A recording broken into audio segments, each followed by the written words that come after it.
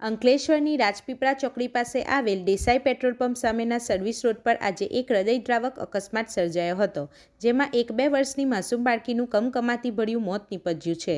ઘટનાની વિગત મુજબ દેસાઈ પેટ્રોલ પંપ નજીક સર્વિસ રોડની બાજુમાં ઝૂંપડામાં રહી મજૂરી કામ કરતા અનિલભાઈ ભુડિયાની 2 વર્ષની દીકરી સલોમી રસ્તો ઓળંગી રહી હતી.